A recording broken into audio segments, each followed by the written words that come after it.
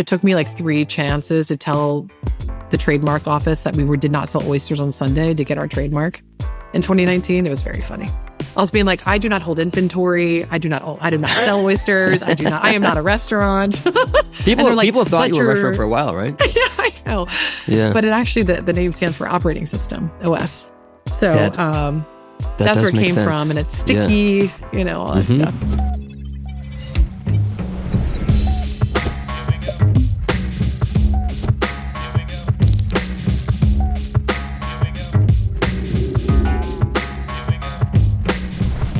I did know you were a chocolatier, although I remember pastry, but I didn't actually remember chocolatier, although I did, obviously some research ahead of time. I have a funny story about that one, if you ever. Well, so you were a chocolatier before you went into pastry, right? So I was in pastry, and of which one of my first jobs was being the head chocolatier. What was that like? It was amazing. I loved it. It was like the chemistry and the like the kind of the precision of it. Like when you knew you casted the chocolate right and the 4th lattice structure of the sugar content has solidified properly, there's no better feeling than like pulling the right on glaze. Yeah. That'd be the only thing I'd say. I was actually at Whole Foods once and this woman behind me was smelling me. And I could hear her. I could hear her going, and I was like, excuse me. She was like, I'm so sorry. What do you do? I was like, I work in chocolate. She goes, you smell so good. I mean, there's no better smell than that. I remember when I first learned that you could microwave chocolate to temper it, and I was like, holy shit, that's amazing. And then I remember the day that I learned that you can put a fucking stainless steel bowl into a microwave, and I was like, what? The world has opened up for you, Josh. The world has opened up. How long were you a chocolatier for? Or I guess pastry and chocolatier. So I was so my career started at a place called Sucre here in New Orleans. It was kind of like the La Durée of the South. And I was there for about 2.5 years, of which a year and some change was spent as head chocolatier. What's your go-to couverture? Are you Valrhona? Does it matter? Wait, what was the question? I'm sorry. My go-to like your go-to chocolate is it Valrhona? Like what are you using for like? Oh man, I'm an equal opportunity chocolate eater. I would say I like to try different ones. I tend to like dark chocolate, kind of that 70% and higher. But I really do like it when it has like whole like hazelnuts or something that's like caramelized or something like that in it. That to me is prime time. Is there one that you like the most for cooking with?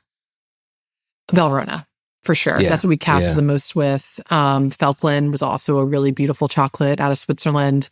But I would say Valrhona came out with this like one caramelized. They basically caramelized the cocoa fat, and so the cocoa butter. And so when you ate it and tasted it was like the consistency. I still remember it was called Caramella, I think was when it came out. This is like these are deep cuts, like 2010 or so. But I remember trying that for the first time, being like, shit, this is so good. Like fill my pockets. They caramelized the cocoa butter? Yeah, so it was like a caramelized, like almost like a caramelized white chocolate, but it had a little bit more body to it, and it almost presented itself more like caramelized fat. Man, that's nuts. Yeah, it was pretty good. Valrhona for me is like the best cocoa butter. Yeah, it's great. I got this one chocolate. It was this thing called like Tawak or something like that that someone got me as a gift, and it's like this insanely expensive chocolate. Offensively expensive, but it was insanely I mean, I didn't pay for it, but it was also insanely delicious. I mean, it was like ridiculously good. But there's this whole like world of like very, very, very, very small batch expensive chocolate that I'll eat anything. I mean, I'll eat a fucking Hershey bar and then I'll eat, Actually, my favorite chocolate I've ever eaten was I was doing a tasting when I was working with like Noma Projects and Noma out of Copenhagen, and they had some chocolate from Mexico. Yeah. That was like handpicked, and I was like, holy shit. Like it's kind of that same thing where like Paris is going through a renaissance of chocolatiers, and you can kind of see it transitioning right now around the world. And but that to me was like I was like, oh, this is what cocoa tastes like. It just felt so I don't want to say pure, but just like weighted and just you know what I mean? Like it was great. I still remember like being in Oaxaca and like being in the little corner, like the shop where they're like grinding the almonds and the vanilla and the chocolate, and it's just that aroma, like the almonds and the chocolate and vanilla all together. It's insane. It's so good. God, I could talk about this all day. Yeah.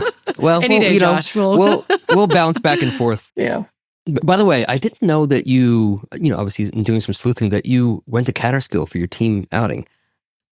We did. Have you been there before, Catskill Falls? Like, why did you choose Hunter Mountain, like the Hunter Mountain area? Why did you choose that? We did that. But actually, truly, it was about 2 years ago. We brought the whole team. Yeah. So my team's fully remote for both companies. And we decided to go upstate because my COO, Jessica Abel, who's been I don't know where I'd be without her. She just had her daughter.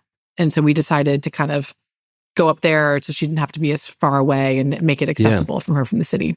So that was the main reason we went up there. But we got to go to Scribner's and bopped around, and it was great. I've been to Stissing House up there. It's a beautiful part of the state. I have a house there, like a ski house up in the mountain. We don't ski, but I just bought it for Airbnb. And the falls are just gorgeous. Yeah, it's a beautiful part. I wish I had known more about it when I lived in New York. I think I would have fallen even more with that part of the country. Yeah. Well, we'll wind you up now. You're on the show. Okay.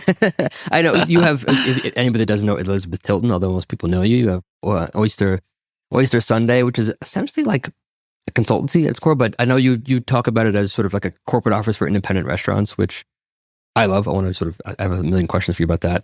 And then you have OS Benefits, which is what it sounds like, benefits for, well, if it's not clear, benefits for restaurants. So I have a bunch of questions about how you started those and things like that. I didn't know that you were pre-med before this. I was, yes. I wanted to be a pediatric oncologist. I went to UVA in Virginia, and that was my path. Were you from Virginia? Like, what brought you to Virginia for that? Just because the school there had a good program? Yeah, no, I'm from New Orleans. I sometimes joke I'm willing to tell you I'm from New Orleans if I give you my first name because it means so much to me. I'm like, hi, I'm from New Orleans. My name is Elizabeth. But no, I'm a New Orleanian to my core, and I just loved UVA. My dad went there, and my senior year was the year Katrina hit. And when it came down to, I was looking at a couple different universities, and when it came down to it, they had unbelievable academics. And the way that his community from UVA showed up for us in the midst of so much chaos after Katrina, I think it really did sway my decision to go there. Yeah. Yeah. New Orleans is one of those places, I should have known, by the way. I knew you were from New Orleans, but I forgot because we've had this conversation many times. But like, it's one of those places that it's so unique that, well, first of all, it's one of the best food cities in the world. But what do you think, like, how do you define a New Orleans? Because they are a unique person. Like, Well, I like to define New Orleans as a city, if it could be a person. It's like Aunt Betty. It's like 2 p.m. on a Tuesday. She's got a scotch in her hand and a bow and a long cigarette, just being like, just living life. Like that joie de vivre, that kind of isn't moving too quick, but has like unbelievable conversations at a dinner party. It's talking about her next meal when she's eating her first one. I do think I'm very appreciative having made the decision to move back down to New Orleans because I feel very deeply rooted of the city and wanting to build my businesses here to get back. But I think more importantly, I felt like, I love New York. I know you're up there, like just like in the area. I just love it so much. But I felt like everything I had to do was always uprooted and a compromise. Like, do I need to bring this bottle of water home today or not? Like, cause it's like, can I carry it another 3 blocks? Like these are the decisions you make. And I'm like, how am I making decisions of this? But yeah, I think New Orleanian is, everyone's hibernating right now. And we're about to go into Mardi Gras. Like sequins are coming out, feathers are coming out. And it's a quality of life that I just crave. And I saw Jazz Fest in New Orleans, and it was probably, I think, maybe the best concert I've ever been to. Saw Paul Simon there when Art was still around. When Art, or at least walking. Yeah, that's great. Well, so Oyster Sunday is essentially corporate office for independent restaurants. Which, first of all, I just want to make sure I'm clear, right? So when you say independent restaurants, you are not working with like restaurant groups, large groups, and you're just focused on folks that have 1, 2, 3. Is that a distinction or? It's a great question. No, we're independent to me means independently owned. So it could be an independent hotel brand with 25 locations, but it's basically, It's not corporate, like as of right now. We definitely we have worked with corporate offices. We have done corporate work. We love those projects, but I think what we've gone out to do is to support and make business viable for independently owned businesses. So usually 1 to 15 units, but it really runs the gamut. Okay. I'm going to start with, we had an argument 2 episodes ago with a buddy of mine who argues about everything anyway, so take that with a grain of salt. And he's a sommelier and very talented, but he believes that the restaurant industry from a hospitality service standpoint is declining in quality. I disagreed, but I'd love to get a sense from you because you work with, you're uniquely positioned to help answer this because you work with so many restaurants and so many independent restaurants. Do you think that restaurants are operating in aggregate better today than they were 5 years ago? Differently? What do you think?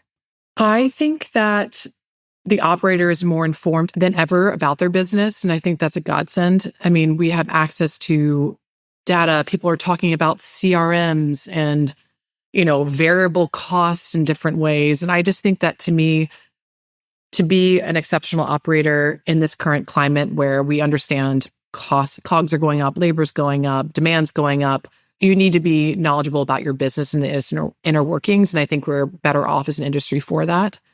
I think that there's other great operators who are now, I consider Oyster Sunday as part of that. Like we really kind of come in as a strategic partner and say, okay, we're fractional finance, operations, marketing, branding, because every team has great strengths. I think generally it's a harder climate to operate within, but I think operators are more knowledgeable about their businesses than ever. Yeah. Yeah, I think for sure there's so much data. Yeah. Well, and your background is so interesting because you got into PR and marketing at Momofuku, but clearly never did that before. Sue gave you a chance and that happened to work out. I want to ask about that, but you and your team have your hands in ops, finance, marketing, like you said, HR. I am super curious, like from your perspective, like where do you think restaurants are like underinvesting in one of those verticals and why? People are underinvesting in automation of operations, and they're underinvesting in CRM and marketing and loyalty development. I think that latter has been more spoken about in the last 18 months, thankfully, because I think COVID was a pressure test of saying if you didn't know who your consumers were, you didn't know who your neighbors were, you weren't talking to them on some owned channel, then you're really caught flat-footed. And I think that thankfully more companies are adapting to that. But I really do think this AI automation efficiency factor as labor gets higher, my thesis is that teams will be smaller and more investment will be made in them and things will be automated to augment that. So I think that that's where we're going in the next 18 months. What's getting them smaller? How do you have smaller teams? I think as an overhead, labor is getting more expensive, investment in more. You're looking at higher hourly wages, salaries, cost of living. The demand of that is inevitable, mixed with, I think that employers will have to make the decision, do I have as many people or do I make more investment deeper and less? And I think that the latter is going to be for more sustainable predictions for people wanting to know when their PTO is or schedule versus having a bunch of part-time people and making very little investment in anyone. Oh, so just less volume of team members, but like smaller teams. Yeah. But how does that manifest? What are the things that are going to happen with AI that help that happen? Well, there's a bunch of stuff. There's like we're talking about like kind of the whole customer journey, right? The automation and understanding and communications happening when a customer hits your website, chooses to talk to you, makes a reservation, how they communicate with you. Are they calling you? Are they emailing you? All of those they should be automated by now. If they aren't, call us. Because that first level of entry is what they're probably asking you about is, are you open? Can you take reservations? Like that is general plain knowledge that should be accessible. Just call Alex at Sling. That's well, I was about to bring them up. It's a great example, but I think, but also the end user wants to feel like they've talked to someone and got the information they needed. So you need to know how to escalate it. Mm-hmm. If you're seeing exclamation points on your bot, if you're getting these things, like how do you get it to a person quick? And then also there's a lot of opportunity on the finance side of like, I know even QuickBooks online has some really great ways of like automating and pressure testing certain variables or assumptions in your P&L. And when things get higher, flagging it, that no human has to do anymore. And, you can just create these systems around yourself to like better understand your business. So those are just two really quick examples. But I think that kind of stuff helps to make you more understanding of the rhythm of your business and automate things that probably weren't even being touched before anyway. Yeah. It's wild. For me, I always think that the biggest limiting factor right now is because there's so much more that we can do is just thinking up what do you want to do. Yeah. If you pick up Lovable or Replit, it's wild what you can build. I'll have sleepless nights where I'm just building things and I'm like, oh my gosh. why would I pay for this thing again? Because I can just build it in like an hour. It really is the limiting factor is just what can you think of that you could actually automate right now or build or, take away? I agree with that. I think one other thing that we build a fair bit of and I'm really excited about is just even simple things like if you have a brand manual and you have a way of speaking and you have this whole catalog of how you've been speaking on Instagram and your website or whatever, like put that into a small language model and and just like build it out and then run everything through it. Like, I mean, there has to be some editing or some oversight, but I think any good marketing team should absolutely be having that up and running. Yeah, I think if you're not doing that, it's wild. I do it myself, and I know our team does it. I know, but I'm good. I mean, but I don't think it's status quo at this point. Yeah. Well, how are you using it today? Ooh, like yourself, like personally. Yeah, I have a lot of agents. I have a lot of sidekicks around me right now. Right now in terms of technology, we're using Fixer on top of our emails, which I find to be very, very good. Obviously, Claude, ChatGPT, Perplexity for a lot of primary source data. We use Lovable. We're using a lot. I'm building right now for the OS benefit side. There's something called Summary of Benefits and Coverage, which every medical plan has. And so we have our 4 SBCs, and then we're running PDFs through that to then say how ours is different than someone else's quickly, because we get that question all the time. Like that's a good example of I built it on Lovable in like probably an hour and a half. Yeah. Yeah. So things like just trying to sit there and say, where are our pain points and how are we solving for it? Obviously, chatbots and automated emails and all that jazz gets run through everything like that, just to be able to sit there and say, where kind of like the reservations, like if you're asking me about my reservation and when I'm open, we're going to go ahead and put that in this bucket over here that we're going to solve. But I want you to feel seen and responded to versus just screaming into the abyss. Yeah. Anything like personally you do? Oh, yeah. I personally use ChatGPT a lot just because I've spent so much time building towards it. I have a couple of different agents for both businesses. One main one for OS benefits is a lot of customer support. I'm trying to figure out, I'm running all of that right now, or like overseeing it to see patterns of behavior to fix things and trying to figure out when we get these responses, what part of the business needs to be alerted. So creating some of those systems. Yeah. But I would say ChatGPT still is by far my most, but next, and then right after that, it kind of Claude and ChatGPT are like neck to neck. And then Perplexity is its own little category of primary search. Have you tried like Lindy or N8N for the customer support piece? I have not yet. No, we use Intercom, and we're flirting with a different company right now, trying to figure out if that's what we're going to go towards. Yeah, we use Intercom. I think we're actually moving away from it. But I use Lindy, and this is called N8N, which is very similar. And it's wild what you can do with customer support and just feeding knowledge bases in. The knowledge bases tend to get tied up really quick, so you kind of have to build your own vector database. But there's just so much that you can do. I have like a personal, what I call them, advisor, like a coach, and I literally pipe in everything. Oh, every meeting, every single meeting transcription, every single note, everything in my world, personally, professionally, everything that I've done, every thought I have, like that I write out, it goes to them right away. Everything. And I obviously just give it sort of some instructions on how to talk to me, how to make sure it's, stress testing what I'm saying. Over time, it's become so helpful. That's awesome. And it's caught patterns that I didn't see. But, it's a compounding effect. Yeah. Like I have a chief of staff one, I have a PA one, I have like just things so I have different agents that I kind of keep working with that I'm trying to train up, a CFO. But I think to that point, actually, one other way we're doing is we're on our sales calls, for OS benefits, we look at what questions get asked based off type of business. So we have different sales channels for scale. Smart. Yeah. And so then we can sit there and say, okay, are there things that matter more to those type of clients that we can tell them sooner to answer their questions preemptively? And then running those transcriptions through stuff like that, because it's not a matter of, the information is the same. It's just like what matters the most. Do we get it ahead when we have your full attention? Yeah. So we're working on some of that stuff. Very cool. Yeah. I forget where, but I heard you talking about scale. And I think we have a similar premise around what scale can mean. Like it doesn't necessarily mean you have to have 1,000 more locations of your business. You can scale horizontally. You can add on new product lines, things like that. But you did say, which I thought was really, really smart, was that you have a responsibility to scale your business one way or another. I'd love to hear more about that, like what you mean by that and how leaders need to think about like growing to scale. Because obviously in the restaurant, the common thread we have is I have great people. I don't need another location because they're not the GM. And if I don't get them a GM role or I don't get them a CDC role or exec chef, then they're going to go somewhere else and do that. So you have to open more locations so that there's more opportunities for them. I imagine that's what you mean by, you have a responsibility to scale your business or grow, but there's other ways you can do it other than new locations. I'd love to just hear like your thinking on this. Totally. I mean, I can answer in two ways, either how we manage that internally and or how we do it with our clients. I would say the one question we ask everyone when we start working with them, one of our onboarding questions is, what is success to you? Like whatever that means, 5 years, 10 years, 15 years.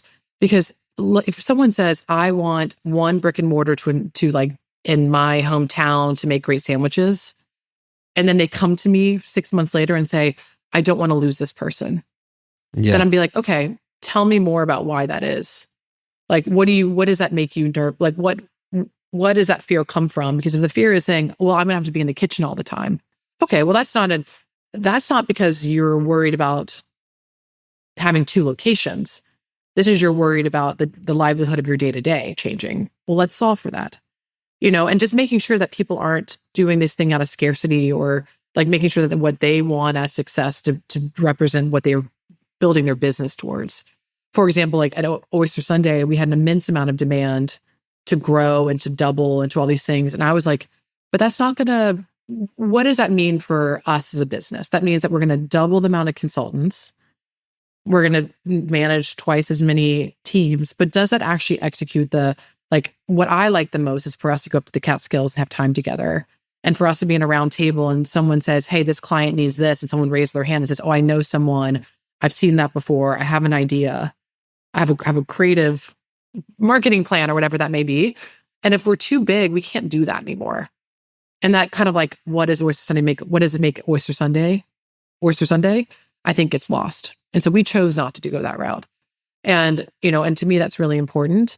And I think the same thing with brick and mortars, but if you have a creative mind and you have the chef and you have the demand and you have like ideas, yeah, of course, bring it to life. You shouldn't feel confined. But I think that pressure that we felt in the mid to late teens, 20 teens, I think was not necessarily healthy for everyone. Yeah. I'm just curious what other, I mean, I can think of some ways, obviously, like how else, let's stick to restaurants, how restaurants can scale without opening more locations. I have a great team and I want to, do more for them. Yeah. What else can they do? Events. I mean, obviously the first thing is like offsites, events to get talent out of the building, to go learn something new. You can also have continuing education. Like we did some continuing education stipends. And like, what does it mean for someone to go like stage somewhere else, in a different restaurant? Does that scratch that itch to like want to learn? Go take classes, make an investment in their education in the long haul, like maybe WSET or eCornell or whatever it may be. Also, you can get into CPG. We've helped businesses build out their consumer packaged goods and like product lines. And a chef that really loves to create and tinker and wants to be in a test kitchen, that's a whole different revenue stream for you. And it's becoming easier to do. I think like the barrier of entry is getting lower and lower to make that happen. Those are some examples right off the top of my mind beyond a second location. But yeah, alternative revenue streams is what do you see working though? Do you see like CPG working out with restaurants? It's tough one. Depends on the brand. I think again, the question is like what success looks like. If you're like, I want to be the national ketchup company in America, and you're like, well, you're one brick and mortar in this one spot. Let's like recalibrate what expectations are. Same with PR. I think those things go hand in hand. But I think that you can make a revenue stream out of that. Like there's like all kinds of distribution networks now. With like, Goldbelly being a top mind for like food products. And I think there's a lot of opportunity. I think setting up a direct to consumer like channel isn't as difficult as it used to be. Yeah. Yeah. It's just having, enough reach. I mean, obviously Noma, they have so much reach. Yeah. They launch a brand and it's going to crush. How did you end up at Noma, by the way? They reached out to us about kind of word of mouth, and we're looking to kind of expand their consumer packaged good line for Noma Projects, and kind of started off with the conversation around like, can we help build a new website? And then it kind of evolved into us taking over their entire marketing department. So in 2024, I was their interim CMO for the company. When you say us, was that through the company you're working with, or is it just yourself and some team? Or it was through Oyster Sunday. So they came to us at Oyster gotcha. Sunday. I'm sorry. Gotcha. Yeah. So Oyster Sunday took over as their, so I was like their interim chief marketing officer personally, and then our business took over and helped support their marketing department. But they had brilliant minds. We just kind of came and listened and see how quickly we could transition and translate some of those thoughts into action is really our responsibility. So we overhauled. It was amazing. I mean, I was traveling back and forth to Copenhagen, and it's a special city with very, very special people. And I feel unbelievably fortunate to have seen under the hood there. I was so impressed by the creativity and the attention to detail and the question asking, and I mean things you can imagine as that being the culture there.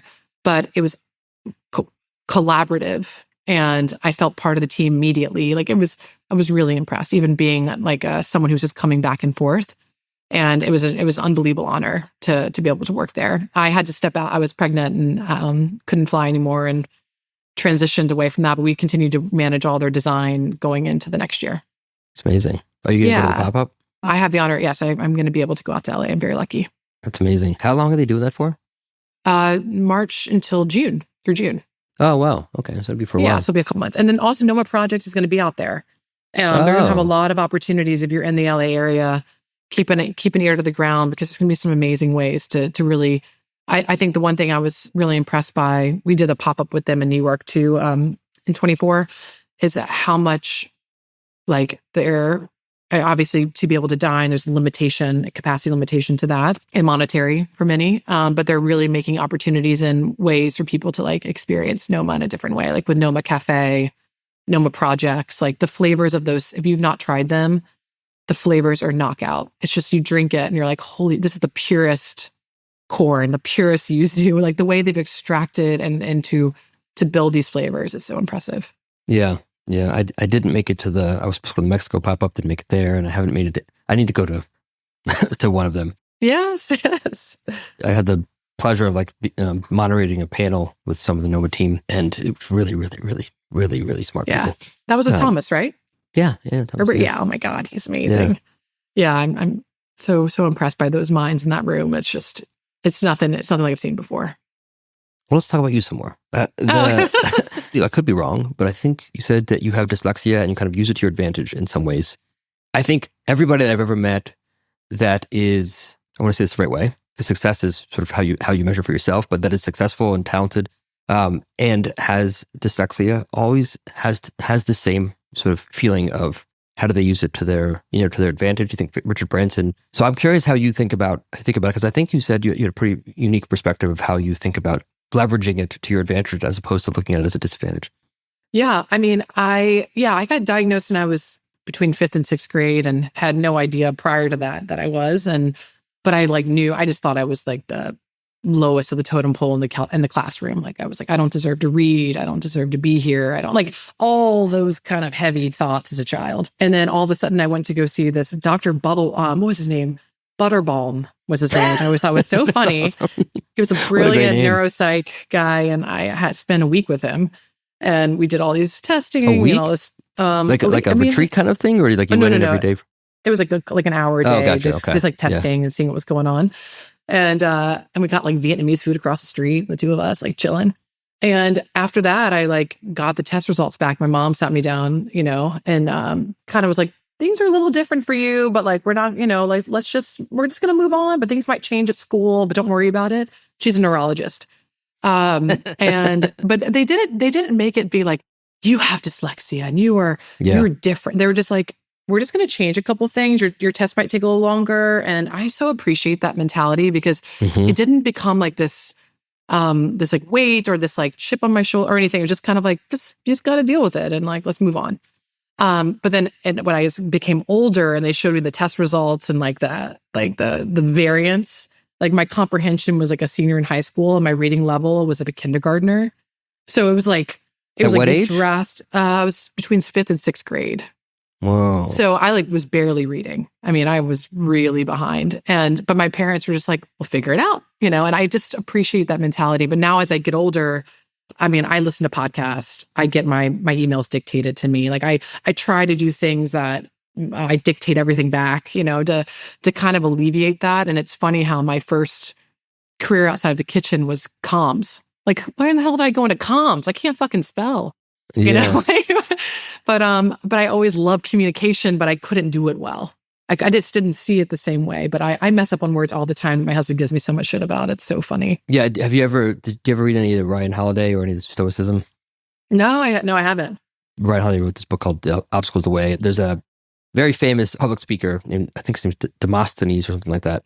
He was abandoned by his parents. He had, really, really terrible childhood and also a huge speech impediment, and became one of, if not the most famous orator in the, of the time, and basically just used it to his advantage. And that's amazing. It's funny. We're parents now.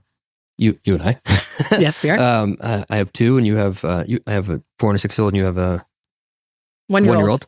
And you know what I think about so much is, I really do believe that it's like 80% nature, 20% nurture, and you just got to go all in on the nurture part, because 80% of who they are like the day they're born. Yeah. And I really believe this, and you have to figure out how do you get them to lean into that thing, whether it's like, okay, they're gregarious, or they're the opposite of that. They have dyslexia, or they have this, or they have that. And like, just presenting it the way that your doctor and your mom did, in a way that's like, no, this is what you are. And let's figure out how this becomes special for you, as opposed to figure out how to quote unquote deal with it and manage this weight. I think that's one of the most exciting parts of being a parent. Yeah. And I think about now as a leader, of all the things that we view as deficiencies or downsides, they all actually can be advantages, I totally agree. And I think the one thing I appreciate too is they didn't make it like it was both sides. Like, it's not a downside, and it also wasn't like you're exceptional. Yeah. Right there in between, you just got to work with it. You got to, because I think there is a matter, like, you are, you're insert adjective, but like you're something, right? And instead there's like, you just got to keep trucking, do your best work. If you fail, like, you get a C in French, whatever. Language is hard, like stuff like that. And I think I do appreciate that mentality versus trying to be like, well, she needs more time to get that A. It's like, no, maybe I just can't get an A in French, and I can live with that in my life. Like, I'm going to be all right, Exactly. Yeah. Well, did you say something that like it actually helped you pattern matching more, or seeing big pictures more than it would have otherwise? Yeah, I think so, for sure. I think, for example, like, I'd be listening to people or reading a book, and I would leap words, and I just have to kind of string them all together to make sense of what just happened, because I couldn't physically read the word. And so for that, I just feel like that started young, and there's like the adaptation around that. But yeah, I think, but who knows? Like, again, nature versus nurture. Was that a benefit to me to learn the way and see the way I see now? Or was I always built this way, and this is just letting me adapt to it? I don't know.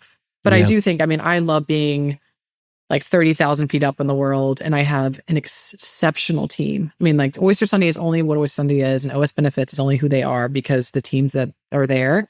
And I really consider myself to be, I bring this up because, like, for me, Jess, the COO and managing partner at Oyster Sunday now, she is like the most process-oriented, execution-oriented person I've ever met. And I'm the most 30,000 feet up, pin me from the clouds woman. And between the two of us, we're like, I think it's a perfect pairing. I met her on the first day. I never knew her before. And I had a call with her because Katie Bell introduced us. And I remember being like, I got off the call, called my mom immediately and said, I met my business partner. I don't know this woman, but I've met her. She's spectacular. She's my other half. She's the other side of my brain that doesn't work. And she's just been an absolute. Amazing. It's so amazing when you find that. Oh my God, what a blessing. Are you familiar with the zone of genius, zone of competence, that whole world? There's like the zone of genius, zone of competence, zone of incompetence, and zone of excellence. And ooh, I love zone of incompetence we know, which is like basically like things that you're not good at. Zone of competence are things that you can do, but you're not great. You can do. Zone of excellence is the things that you can do really well, but you don't love to do. And then zone of genius are the things that you can do really well and you love to do. I always think about that because you should really only be operating in your zone of genius. And especially as a founder, you have to find the people around you that can take care of the things that you don't love to do and are not good at. Yeah. The most dangerous one is the zone of excellence, which is the things that you're really good at, but don't love to do. and then you end up doing a lot of that and you're not happy. So I'm curious, just with that like premise in mind, what do you think of as like your zone of genius? I would say, I've alluded to this before, but I really consider myself to be the conductor, where I'm not the first year cellist, violist, so on and so forth. But when they're all together in a room, I know it. And I can pick them out. I'm like, ooh, yes. Like I meet people and I'm like, we will find a way to work with them. And it's like strike lightning kind of moments. And I feel like my stroke of genius is the ability of finding this constellation of human beings and putting them in to like make the right teams, both for the company and to build a product, to build a team, to build trust, whatever it may be. I think those are mine. And I think That's great. Yeah. And I think the only, I'm trying to think, what was the other quadrant about vulnerability or like your the worst part? There's the genius, things you love that you're great at, zone of excellence, which is things that you're great at but don't love to do. I think maybe that's when you're. But what was about the one that's like the vulnerability or there's the competence and incompetence. So competence are things that you're that you can do, but you don't love it. And incompetence is obvious, like you're not good at it at all. My mind immediately goes, "What's my incompetence?" What does that say? Well, about me? I am curious actually. Like I'm curious. So I'm envious of that skill of being able to pick out. Okay, here's all the players, and I see this, and I can put that. I struggle with that sometimes. But has that ever not worked out the way that you thought, and you're like, man, how did I miss that? Totally. Oh yeah, I've had times where I've misstepped. I think though early on I recognized it, but then probably from a sense of, well, we just need to keep moving forward. Well, I don't have time to stop. Well, I don't have, whatever it may be, I don't pause to reflect and to like change it. I've definitely had times where it's not even like 20, like looking back fully, but it's like, I'm just like 1.5 steps too far forward where I'm like looking back and I'm like, fuck, like how am I going to slow down enough to get there? You know? And not necessarily, it is like kind of just like generally in my life. Yes, definitely. But I think I'm lucky to have people in my life that I've interacted with and most times have been worked out beautifully. Or I feel like I've given, an opportunity to someone who's like gets to learn and goes, someone who leaves our business to go somewhere else to go do something that suits their needs. Like what a gift too. Yeah. Like, I feel very lucky. I mean, being a CEO, basically I find you become the distillation of everything wrong in everybody's world, and the company that kind of rolls up to you. So you have all the stress of all the people. I'm curious how you deal with stress. Does it eat at you? Are you able to kind of like wipe it off your back really quickly? Or? No, definitely not. Do you ruminate on it? Are you like a comparison type person? Oh my gosh. I am. By the way, I am all those things, and I try my best not to, but I'm always fucking like beating myself up and comparing to other companies. Like, oh man, if it's something, it's funny because if it's something that someone else's, let's say someone on my team has misstepped and we made a wrong call, we did something wrong, we didn't execute something, I'm the first to forgive. I'll be like, this is what I expect. This is why we misstepped. Let's reflect on that. But like, let's just move forward. Like, my thing is like, if something has gone wrong, come to me with 3 options and pick one. Like manage up at all times. Yep. So we're not sitting there being like, I messed up. It's like, okay. And like, we're not having that conversation. But it's funny because when I mess up, I'm like, God damn it. Like I beat myself up and I think about it, I ruminate. But in the same time, once I've made a solution, I move on. Like I don't think about it again. Yeah. But I have to solve it. Like I have to like solve it now. If I've disappointed someone, I have to solve it now. And that to me is very palpable. I'm the same way. Yeah. Oh yeah, are you? Yeah. Like and sometimes someone will be like, "Hey, I need a day." I'm like, "No, right now. Let's talk about this right now. Please don't hate me." I mean, you should ask my husband. I'm sure he's just like, you ruminate all the time. Yeah. Like let it go. But no, I think for me, like what I find space, it's like learning something, going on a run, being with friends, getting like just that to me is like I need to internalize it and then I'll talk about it, but I'll definitely be the first to like be like, damn it, why did I do that? Why did I send an email too soon? I should have asked, and then but I'll get over it over time. But I do hold myself and my team to a very high standard. And I think that's where it comes from. It's not necessarily always being perfect, but it's being excellent. And I think those things are different. You can be perfectly bad, or you can be perfectly moderate or like mediocre, but to be excellent and to run at a caliber, you're like, I knew the decision, I made the wrong choice. That to me is hard.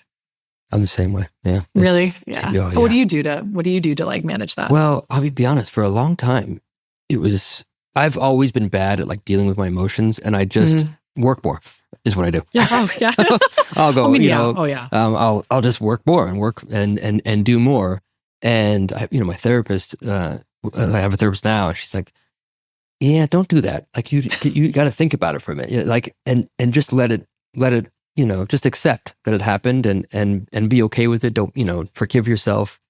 I'm terrible at that. So I'm trying to actually just like acknowledge the thing and then move on, as opposed to not acknowledging, just fixing right away. And because you just don't acknowledge for long enough. One thing I did try lately though, I always have been like a really, really like working all the time, and I have kids. So it's literally work and then kids and then work again and, wife to dinners and sleep. And now I'm trying to find a little bit of time independent of exercise, because that's helpful, for something that's absolutely nothing to do with any of that isn't reading, because I read at night to go to bed, but I'm playing piano now, and I'm like teaching myself piano, and it's not exercise, so it's not like I'm doing a job, and it's not reading, so I'm not learning, but it's a thing that's keeping my mind going on something that isn't anything else. That I find like helping a lot. Oh, I love that. Yeah. I've been talking a lot. I mean, I think if I weren't in what I'm doing now and not being a doctor, I would have been an architect. And I mean, for me, drafting, drawing, like I'm trying to get back. I used to do it a little bit when I was in my 20s, and trying to get back to like line drawing and like seeing cities through that lens. I think to your point, it's just like, it's a different way of just experiencing the world. And that's great. I'm so glad you do that. Have you enjoyed it? I love it. Yeah. Oh, we have this beautiful, we're very blessed to have this beautiful grand piano in our home. And so it's amazing. I'm trying to learn songs that I love. So I used to play piano and guitar, but I was terrible. I can't read music. I'm like terrible at it, but I can hear, like I can play by ear. So I can hear, a song and then play it. And I remember my piano teacher was getting upset because like I wouldn't learn the song from the music, from the notes, or the sheets, whatever they call it. But I would learn it just from playing. Yeah. And so I'm just leaning into that now, but learning the songs I really love, like Piano Man and things like that. And so it's great. There's a book, by the way, for your kid. I think 1-year-old it's a little too early, but Iggy Peck the Architect is an amazing book about architect. And it's his kid, and he's an architect, but it's like they're all limericks, but the whole book is a bunch of limericks, but at least that's the style that it's written in, but it's really, really cool. Okay, I will follow up with you about that one. Yeah, Iggy Peck, I already wrote a note for it. I'm going to send you. Okay, great. Thank you. All right, so we talked about stress, which is, what we do. But let's wind back for a minute on OS benefits, because it's clear what you're doing. But like, talk to me about the reality of when every restaurant in the country can offer benefits to their employees. Like, how do we get there? Oh my goodness. That would be. And by the way, I don't know anything about the regulations and so any detail you can share, because obviously it's a big issue, right? Like one of the problems with employing people in a restaurant is it ends up being a job, not a career for most people, because you're like, oh yeah, I'm going to do this until I can go get a full-time job with a salary that has benefits and 401k and all these things. And that can't be, that's part of why there's the problem, right? Is you need people to have this as their career, and that they see this as the next 5-10 years of them, doing this at your restaurant. So how do we get there? Yeah, let's take a step back and talk about what OS benefits is. Real quick, I'll kind of identify it and how we got here. But as we talked about with Oyster Sunday, we help to manage ops and HR and finance, and we're doing all these financial models for operators. And a lot of them would come to us saying, hey, I want to offer health insurance and X, Y, and Z. And we'd go try to support them with that, and kept coming against the same roadblock, which is small business health insurance is cost prohibitive, and the plans we get do not necessarily fully protect people. So we spent about 2.5 years being like, okay, well, there's got to be something else. We got to find something. And that was what led us to OS benefits. And so it's a membership model where you join the membership and through the association, and we bind to ACA compliant health insurance that binds to people nationwide. So we're collectively purchasing power of health insurance and wellness benefits on behalf of all of us. So we're really lucky to get there and have the right plans to really protect our teams. What is that apples to apples with? I'm trying to wrap my head around it. In terms of what's on the market, or in terms of like is that its own completely new way of doing this? Yes, it is. That's what I was trying to get at. So you're essentially like this group. Is it like it's a group purchasing of benefits that are all under one umbrella, and so that everybody's appreciating the sort of economy of scale of that's and risk management and negotiating power. And we also, not only do we, so there's one thing to say, okay, we have plans, great. But what we've done is we've created the plans, the technology to administer it, the customer success and claims management to assist with it, and future payment processing to streamline all that for employers. And that's definitely the first of its kind as well. And so it's both sides, the technology and the negotiation, that makes us unique. Yeah. And it took us 2.5 years. I mean, it really did. It took us years to like see the issue, address the issue, and rebuild, like build towards it. So, and this is probably a dumb question, so I apologize. No, never. What is the difference between that and a PEO? A PEO is the employer of record. So we are not, you are the employer of record for your team. You manage your payroll, you manage your workers' comp. What we've done is basically said, versus you going through a broker to one of the big fives, Blue Cross, United, Aetna, going to get your own plan and having no negotiating power beyond, like until you get to like 150 people, like you really don't have much leverage. It's just a matter of what are you willing to be exposed to. And so what we knew is like, that doesn't work for any of us. But what if we built these plans that had low premiums and zero deductibles? Because what we knew is that it's one thing to have to pay for a premium, which is just the baseline monthly payment you make to get health insurance. Deductible is what you have to pay out of pocket before the insurance carrier even is willing to pay on your behalf, even though you've been paying them hundreds of dollars. And what we know is truth is that 50% of people can't afford their deductible, so they don't receive care. They don't go out to care. And it's usually that $500 to $1,500 check that puts them into debt. So that needed to be solved for. So that is what we basically, this confinements around us that we sat there and said, okay, here is the Venn diagram. Where do we fall that we can create a system to protect ourselves around these variables that are confining people to get care? So it's zero deductible for everybody that joins that? Is that? 3 of the 4 plans are zero deductible. Wow. One plan is $2,500 to drop the premium a little bit, just to give people options. Yeah, that's killer. Is there an HSA with that too? There is not. Sorry, now I'm just like, yeah, I mean, no, it's good. Yeah. But I mean, anyone in the hospitality industry and also the entertainment industry, so music venues, stadiums, all fall within our association charter, so they could come in. That's really killer. And so how do people join, like, how do restaurants join this? They just reach out and then they can just sign up and... Yeah, we learned there's a little intake form about how big you are, where you're located. Is there a threshold of like over X amount of size you just can't join? No, we'll negotiate. And also because we have our plans and we can go negotiate for you for fully, like for, if you wanted a big plan through United Healthcare for 400 people, we can go be your broker and go do that for you and bring your healthcare plans on our platform. So we really are meant to be like this aggregate of everything all in one and be like, our goal is to be the go-to hospitality benefits admin for in the coming years. I think you're the only one. So maybe the only one. Yeah. So I mean, that'd be great if you were. yeah. But I mean, I hope people keep running at this. I mean, there's you know, 68% of our teams do not have employer-sponsored health insurance plans. That's like 11 million people of 15 million that are uninsured, right? That's quick math. Don't quote me on that. Yeah. But, you know, it's just, we're talking like millions of people that need coverage. And also like the outcome is that someone sick walks into the emergency room and they are out of pocket thousands, tens of thousands of dollars. Yeah. And the hospital has no way of also regaining those funds back for the service rendered. No one wins, right? Yeah. Like at the end of the day, and it just perpetuates a really bad cycle that we have here. I remember starting at working for Danny Meyer for Floyd at Tabla, and like going to this like big orientation where there was like health benefits. And I was like, what is this? What? We get benefits? This doesn't even make any sense. They're like talking to us like a person explaining all the benefits to us. I'm like, I don't even understand how we get this. This is amazing. Yeah. And that we get to actually do this and on our own time, while we're at work. There weren't many people doing it back then. I think probably more now. Yeah. Well, I mean, it depends on how affordable it is.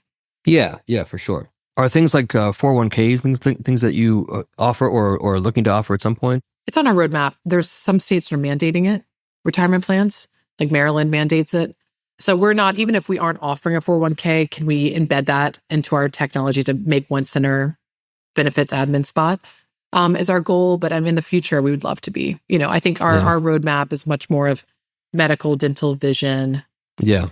More like even thinking, we're talking about fertility. We're talking about like all kinds of different truly human needs when prescription drugs, GLP-1s, like all of that to me is what we need to address first. And then we could always add on. If anyone has a transit benefit or a benefit that you have with your business, we can put that straight into your dashboard and have your employees have it all in one spot.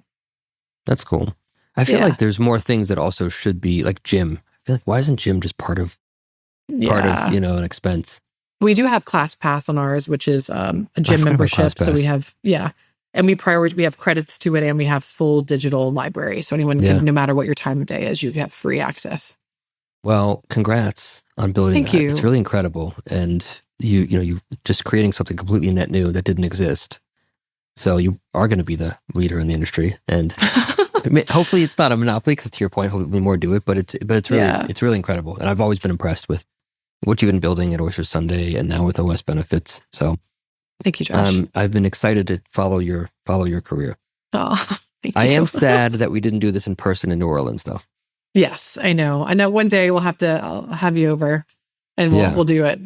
This is, that would be a lot of fun to do. I like the interactions like in person. We could share a glass of wine and go for it. That's right. And get some oysters, get some alligator cheesecake at Giacomo's. Oh my gosh. Domelisa's or something. Actually my hot take on po' boys here is Radastas. I don't know Radastas. Hold on, let me write this down. It's an old metairie. It's how do you spell it? It's an oh God, you're putting me. I'm dyslexic. You're putting me on the spot. Okay, I'll figure it out. Okay, Radas. It's phonetic. It's okay. R-A-D. I will Google it. But so what's your go-to po' boy there? Well, I always like the Great Divide, which is half shrimp, half oyster. But yeah, it depends. I'm usually a shrimp girl if I'm just like cruising in on a Tuesday. But as an Oyster Sunday company, I know it's really funny. Yeah. I've mentioned this story before, but it took me like 3 chances to tell the trademark office that we did not sell oysters on Sunday to get our trademark in 2019. It was very funny. I was being like, I do not hold inventory. I do not sell oysters. I am not a restaurant. People thought you were a restaurant for a while, right? Yeah, I know. Yeah. But it actually, the name stands for operating system, OS. So that's where it came from. And it's sticky, all that stuff. But anyway, I thought you would get a kick out of that. Yes. Not more importantly, but do you like Domelisa's? Is that? Oh, yeah. I don't know if I was saying that you're like, no way, go here. But do you? Oh, no.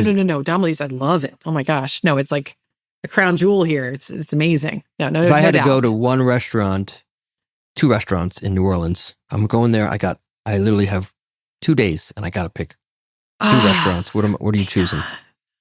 And we will caveat this by, there are tons of great restaurants and you love them all. Right. And you're not picking this because of any other reason. You could focus it on me, who I should specifically go to. I want to go visit Pesha because my friend of mine I work with is running the kitchen there. So if you want, you can include that. Yeah. Yes, yeah. And there's a bunch of places that I love, but I would love to hear your 2. Yeah, I would say I'm going to do like Locals Monday and a nice restaurant. I would say for Locals Monday, we're just like chilling. I just want to get something. There's a lasagna night at this place called Bar Pomona, and it's a hole in the wall on St. Claude in downtown. It is like, it's got good wine. It's always a vibe, and it's like a long bar. It used to be an old butcher house, like butcher room. It's really small and intimate, and having like a home cooked meal lasagna on a Monday night and a glass of wine is like chef's kiss. My other one I would give you is, I went and ate at Emeril's when it just reopened after the renovation. I know they've gotten a lot of accolades, and they have because it's unbelievably deserved. His son's running it now, right? EJ is running it now, yeah. And I went there because a friend of mine was being considered for their som position, and we went and dined there. I was blown away. I was completely blown away. Service, food. I mean, really? I had gone there as a kid, because Emeralds, or like not kid, but like my 20s or something, and then into my teens. And my friend was like, I'm being considered here. And I was like, oh, don't make me do it. Come on. I don't want to go. Like, I'm just like, I've been here. Why are we doing this? Like, let's go somewhere else. And we ate there. And I was like, eat your words, Elizabeth, eat your words. Really? Because I was so taken by it. The service What's the best was awesome. thing you ate there? There was this one dish. It was like a take on one that his father had done. And it had this like caviar set on like, it wasn't like a cheesecake, but it was a custard set with caviar on top, and it had this like perfect crew pairing. And I was like, you got me. Done. Well, I'm definitely going there now. Okay. And I'm going to give you one more, which is St. Clair on the West Bank. It's like in this St. Clair? St. Clair. It's a Mosquito Supper Club second location. And it's just the atmosphere just feels of here. It's like it's like when you went to Maison Premiere and like got a cocktail and you sat in the garden. It's like that same like New Orleans, just like vibe. Okay. I can't wait. I finally can drink wine again. So I'm excited to go. You couldn't? I went 15 years without, I developed this allergy to live yeast when I was 30. And for some reason, I used to love wine. And then like for some reason I couldn't drink wine, beer, sake. Liquor was like bourbon's fine. But I couldn't drink for like 15, I couldn't drink wine for 15 years. And then I magically somehow recently was able to again. So I've been on a bit of a tear. Nice. If you ever, I am, next time you come to New Orleans, we are definitely having some wine. Yeah. I'm a wine girly. When I moved, I have to give you a funny story, Josh. When I was moving from New York to New Orleans back in 2019, and the movers came up and saw all these boxes and they were like, oh, shoes and clothes, huh? And I was like, hardbound books and wine. To go down 4 flights of stairs, like, let's go, giddy up. No, I love wine. It's like, gives me an immense amount of joy. I do as well, especially like Northern Rhone. I'm like a big sucker for, and my buddy of mine who comes on the show a lot now, Matt, sends me bottles. When I first learned that I could drink again, first person I called was Matt. I said, Matt, gotta go, because he has a wine bar in Charleston, but he also distributes wine. Nice. And I was like, Matt, let's do it, man. I was like, this sounds bad. I was like, you got $1,000, but I want 4 bottles. and I've done that a couple times. And he sent me this Saint Joseph from, I'm terrible to produce, but it's one of the oldest Saint Joseph producers in the world. And oh my God, I'm just like, I'm so excited to be able to drink again. I'm not even a big drinker, by the way, but.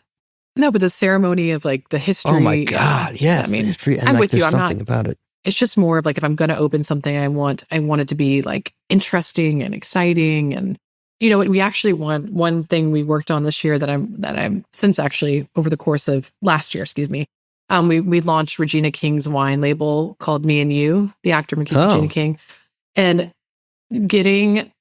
I bring that up because the idea of like the importance of that, the importance of wine in someone's life, like this is in celebration of her son Ian, because they were connected over orange wine, and it just like the kind of what it means for her to have the grief of his loss, and what it means for her to have shared that bottle with him, and realizing the importance of a celebration like that, of like cracking open and drinking something with someone. It's just it's remarkable.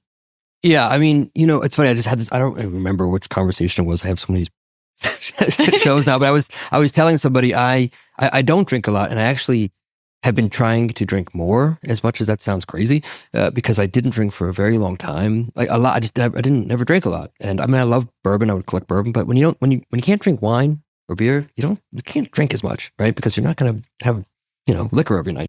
At least I wasn't. But I was saying that look, alcoholism is a really tough thing, and it's the majority of the time, if not all the time, it is a symptom of something deeper, right? Like the idea that you're doing that is because you're trying to solve for something else, and the alcohol itself is not necessarily the problem, but it's obviously causing a lot of damage. But generally speaking, like, it's hard to dismiss the beauty of these things that get created. Like when you drink a wine the vineyard was started 600 years ago. And they've been doing this, from generation to generation, and the amount that they've sort of perfected the tannin and it's like, what do you mean? Like, how could you not appreciate this? Yeah. And you're not going to down like 40 of them, but like every time now, I mean, I'm blessed, to be honest with you, that I couldn't drink for 15 years, because literally every time, I don't drink a lot, but I damn well make sure it's a good bottle. And like when I do, I'm sitting and I'm like, oh my God, like I want to know who this person is that made it. And usually Matt's the one that sent me the bottles, so I'm texting Matt. He's probably annoyed. I'm like, dude, this is unreal. Tell me more. And I just enjoy it because it's just such a beautiful thing that like people, I'm so amazed that you can turn those grapes into that. I know it's a really, I mean, yeah, I consider myself to be like insatiably curious, and the art of winemaking, history, pairing, like that whole part of the cuisine and the hospitality or the food experience for me is like, it really means a lot. Yeah. And I understand, like, again, like every life is in moderation. It's important, and it can be the simplest homemade, like just, it doesn't have to be fancy. It can just be like well paired. And you're like, damn, it's good. Yeah. Yeah. There's just something thoughtful to it. And I think just with wine, like as a chef, when I go to a restaurant, 99% of the time, I'm like, I understand how that was made. Like I get it. Right. And they did this, and they probably dehydrated this, and there's, but with wine, I'm like, how? Like, I literally don't know how. I don't get how this can happen. So it's like an amazement every time. Anyways, we'll drink wine. Music. Definitely. Yes, for me, music is like, I can't read it. I can't play it, but like going to listen. I remember one of the most amazing experiences I ever had was like, I had like a glass of wine, and then watching the New York City Ballet did a choreography series with Sufjan Stevens called Everywhere We Go.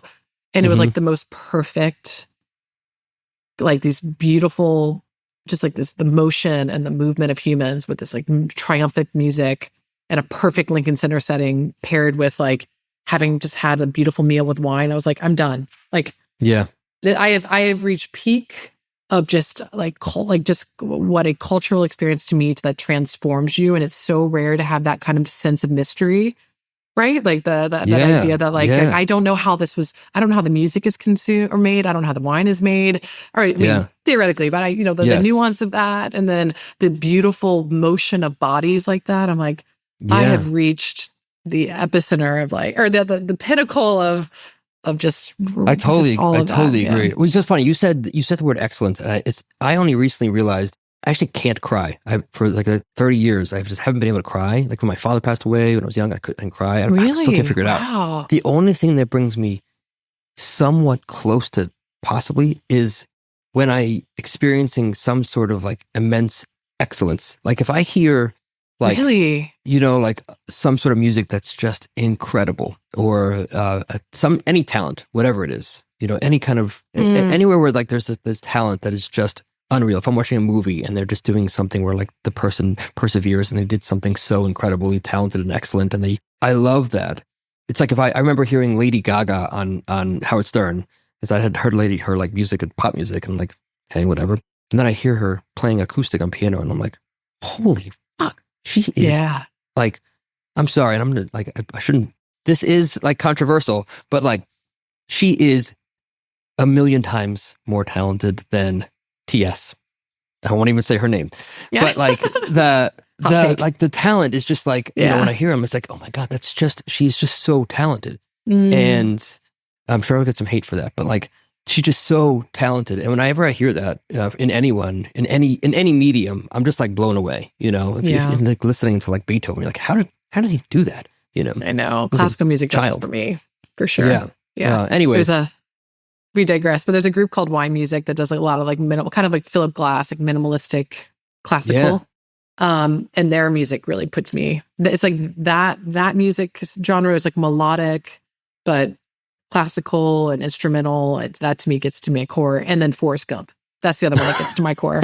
I bawl. I can't, Josh, I refuse to watch Forrest Gump in front of anyone. Really? Including my husband. He's never watched me watch it. And it's like, it is a sacred time for me.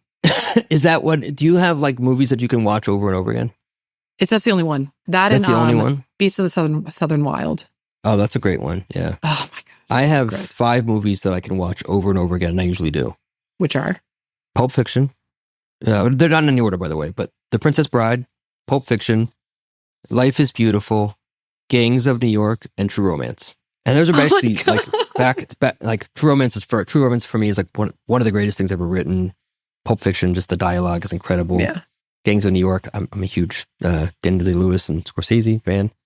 Princess Bride is just incredible. And then I usually like oscillate between Life is Beautiful and Cinema Paradiso. Those two are kind of like do the same thing for me, but I could watch those like literally once a week. My God, Princess Bride's a throw. I didn't expect that. It's a curveball for me. Oh, it's but I like just in the lineup of what you just listed. I'm like, it rounds it out. You know. Yeah, it's nice. Well, this ended well. I will get down to New Orleans and I will keep watching OS and OS Benefits and Oyster Sunday grow. And thank you. And keep rocking on. Thank you, Josh. Just an honor to be here. It's been a great conversation. Yeah. A good way to end the Friday. Thank you. Absolutely.